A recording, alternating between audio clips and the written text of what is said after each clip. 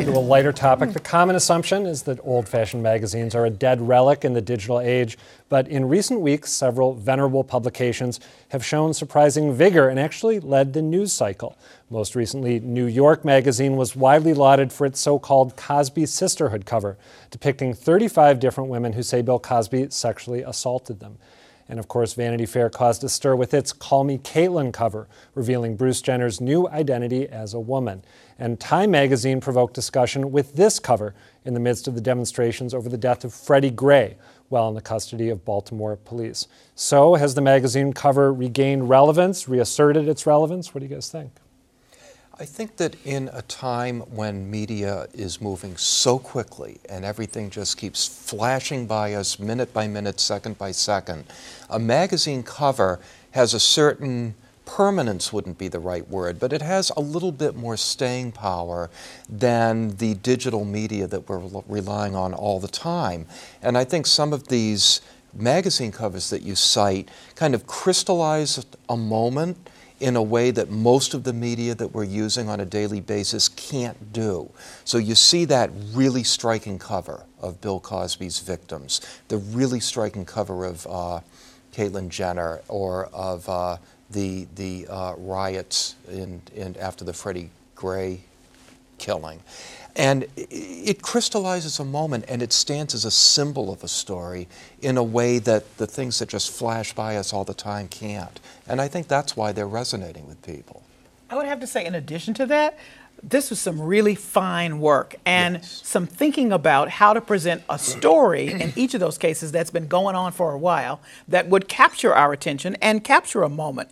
Even because a lot of covers had been out there about Caitlyn, a lot of covers about Bill Cosby, a lot of covers about Baltimore. But what happened here in each of those cases was they took a step back and said, how can we present this in a more interesting way? So with Time, they used the photographs of someone who lived in Baltimore, who was not a professional photographer for his inside space. For the Caitlyn Jenner thing, they, of course, have Annie Leibovitz and capturing that moment and figuring out just the right photograph. And then, of course, for Cosby, that is a brilliant, not only cover, but then you go on, they've married their online, so you can click on each of those stories and hear the stories. It's doing journalism well. And when we are at our best, we're thinking about the creative, masterful ways of telling a story that may have been here one day or many days.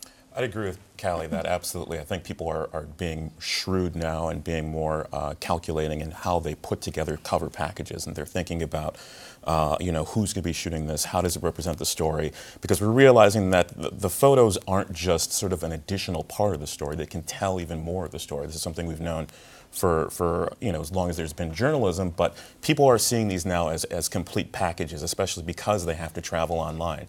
And I think that that's another reason why these covers have taken off. We want to talk about these things as objects in print, but the fact of the matter is these things also travel really well online. We know that visuals are something that can spread like wildfire and take on different life, and no matter what medium is, if it's an app, if it's websites or whatever.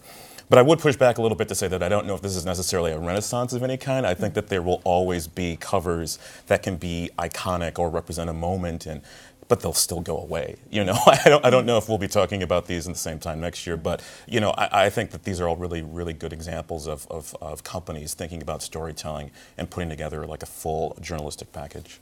I agree with pretty much everything I've heard here. I would just add that of the three, they're all great.